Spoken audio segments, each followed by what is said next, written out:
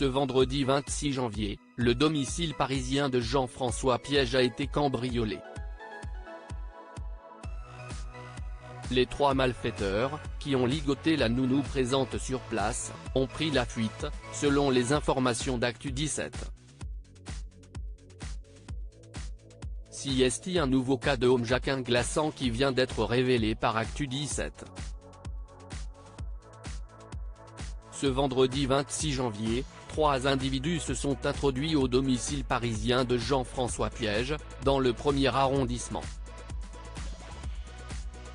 Les trois malfaiteurs, qui ont depuis pris la fuite avec un butin dont la valeur n'a pas été dévoilée, ont ligoté la nounou présente sur place.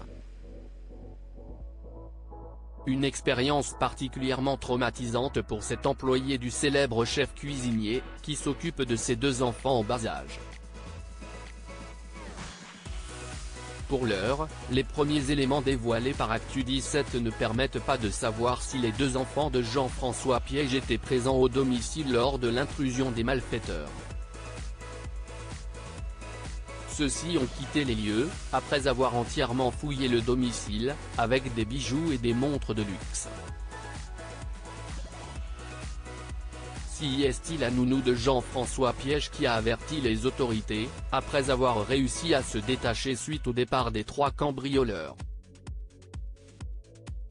La police s'est immédiatement rendue sur place, constatant le homejackins qui venait de se dérouler. Plusieurs célébrités victimes de homejackins à Paris ces derniers mois, de nombreuses célébrités ont été victimes de homejackins, à leur domicile parisien. En décembre dernier, Vita a vécu une expérience traumatisante, alors que des individus armés se sont introduits chez elle, à Rueil-Malmaison, en présence de ses trois enfants. La nuit dernière, ma famille et moi avons vécu l'une des nuits les plus éprouvantes et traumatisantes de nos vies. Bien qu'on y pense parfois, on n'est jamais préparé à cela et je ne souhaite cette épreuve à personne, même pas à mon pire ennemi, avait écrit la chanteuse, sur sa page Instagram.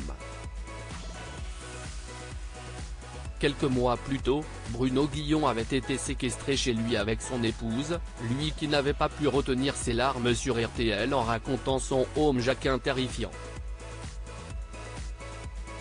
On m'emmène dans la chambre de mon fils en me disant que si jamais je fais quoi que ce soit on va me tuer. Puis je vois ma femme, il l'emmène dans le couloir, et là, on reste enfermé pendant ce qui sera, je pense, les 30 minutes les plus longues de ma vie, avait-il expliqué. Des expériences particulièrement éprouvantes.